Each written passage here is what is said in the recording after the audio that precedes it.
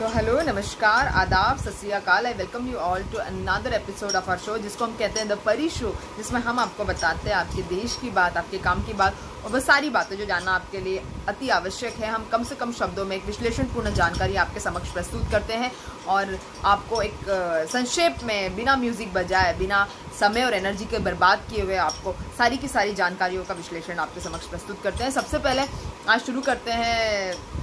PM Modi ने दिल्ली में सोमवार को जो इंडिया गेट के सामने ट्रैक्टर जलाया गया उसको लेके अपनी बात कही है। उन्होंने ये कहा है कि एक तरफ तो सरकार किसानों की मदद कर रही है, किसानों का अधिकार उनको दिलाने की कोशिश कर रही है, वहीं दूसरी तरफ विपक्षी जो है बेमतलब के किसानों को उकसा रहे हैं, बिचौलियों के साथ मिलकर किसानों को भड़का रहे हैं और किसान जिन सामानों की पूजा करते हैं, किसान जिस ट्रैक्टर की पूजा करते हैं, किसान जिस ट्रैक्टर की मदद से अपनी कृषि करते हैं उसको वो जला रहे हैं। और ये पंजाब यूथ कांग्रेस के ऊपर सीधा हमला प्रधानमंत्री मोदी जी का है। उन्होंने कहा कि ट्रैक्टर जलाकर इन लोगों ने किसानों को अपमानित किया है और किसानों की जो परंपरा है उसको तार तार किया है। तो ये प्रधानमंत्री मोदी जी का बयान सुनने में आया है। मैं आपको बता दूं कि प्रधानमंत्री मोदी जी सिर्फ बात कर रहे हैं, लेकिन किसी भी तरह के किसान बिलों में अमेंडमेंट्स करने को तैयार नहीं है, ना ही एमएसपी की गारंटी देने को प्रधानमंत्री तैयार है।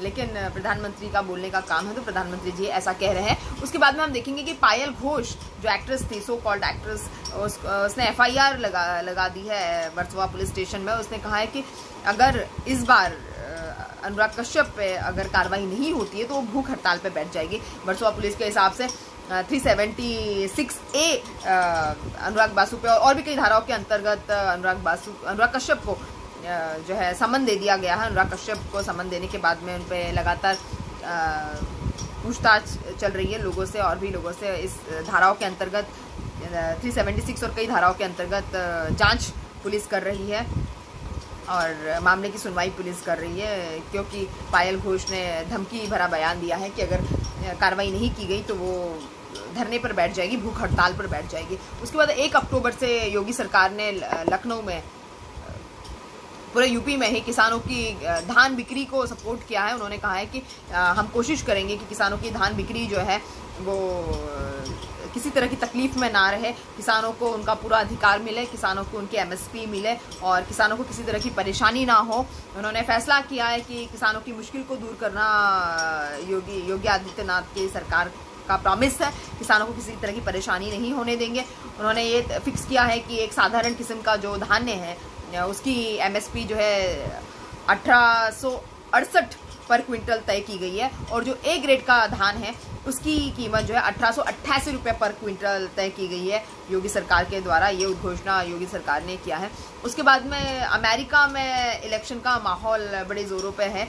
पिछले कुछ दिनों में लगातार ट्रंप और जो बाइडन एक दूसरे पर पलटवार कर रहे हैं, हमले कर रहे हैं, एक दूसरे पर उल्टी सीधी टिप्पणियां कर रहे हैं। आज दोनों ही प्रतिद्वंदियों का डिबेट हुआ है और डिबेट के बीच में दोनों ने एक दूसरे की बहुत क्रिटिसिज्म की, एक दूसरे को बहुत उल्टा सीधा कहा और स्वास्थ्य, नस्ल भेदभाव और न्याय, अर्थव्यवस्था, बीमारियां, महामारियां, सब पर उन्होंने बहस की।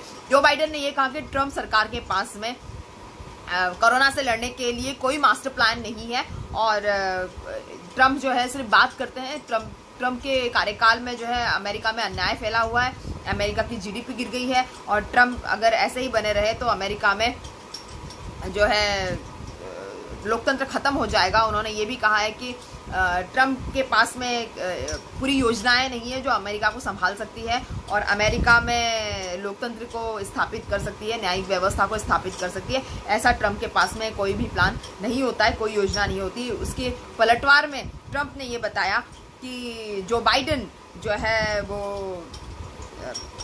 बहुत ज़्यादा ओल्ड है प्रेसिडेंट की गद्दी संभालने के लिए। और तो उन्होंने ये भी बताया कि जो बाइडन अगर होते इस समय प्रेसिडेंट तो अमेरिका में कोरोना की मौतों की संख्या जो है और ज़्यादा होती, क्योंकि कोरोना जो है वो ट्रंप साहब की वजह से ही कोरोना कम है। उनका ऐसा मानना है कि कोरोना का जो प्रकोप है उनको उनकी सरकार ने काफ़ी अच्छी तरीके से हैंडल किया है और सक्सेसफुली जो है उनकी सरकार ने कोरोना से लड़ा है और कोरोना को मात दी है, ऐसा डोनाल्ड ट्रंप का कहना है। दोनों ही प्रतिद्वंदी जो बाइडेन है और ट्रंप साहब है, दोनों ही प्रतिद्वंदी की काफ़ी खूंखार बहस चली और दोनों ने ही एक दूसरे की आलोचना में कोई कसर नहीं छोड़ी है। ये स्टाइल है खैर अमेरिका के लोकतंत्र का, इतना बड़ा विश्व का लोकतंत्र उसका ये स्टाइल है। हमारे यहाँ पे कब ऐसी इस तरह की बातें होगी, क्योंकि हमारे यहाँ पर तो सवाल पूछना ही मना है। सवाल पूछने का मतलब ही हमारे यहाँ पर देशद्रोही समझा जाता है। तो बाकी की आप बात छोड़ दीजिए, एक हेल्दी बहस या हेल्दी डिबेट तो आप भूल ही जाइए हमारे देश में।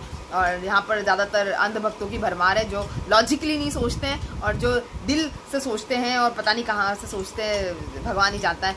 लेकिन ये स्टाइल वहाँ का है जो मुझे बहुत पसंद आया, मुझे लगता है आप लोगों को भी बहुत पसंद आया होगा। अगर आप लोगों को इस तरह से लोकतांत्रिक बहस पसंद है, इस तरह का स्टाइल अगर आपको अमेरिका का अच्छा लगता है, तो इस तरह से चुनाव के पहले ये डिबेट्स रखी जाना और इस तरह से सवाल जवाब पूछना और जिस तरह से जर्नलिस्ट वहाँ के सवाल पूछते, अगर आपको सच में ये स्टाइल बहुत पसंद है और आप चाहते हैं कि इंडिया में भी इस तरह का स्टाइल आए, तो आप मुझे कमेंट बॉक्स में ज़रूर लिखिएगा। और इसके लिए हम क्या कर सकते हैं ये भी आप मुझे कमेंट बॉक्स में ज़रूर लिखिएगा। उसके बाद में कोरोना के आंकड़े देख लेते हैं कि हमारे देश में कोरोना के आंकड़े जो हैं, कुल संक्रमित आंकड़े वो 62,33,000 हो गए हैं। 62,33,000 संक्रमितों की संख्या है, जिसमें से 51,81,000 लोग ठीक हो गए हैं। लेकिन फिर भी कोरोना के एक्टिव केस अभी जो है वो 10 लाख से ऊपर है और रोज करीब 1500 से 1600 लोगों की मौत हो रही है और कम से कम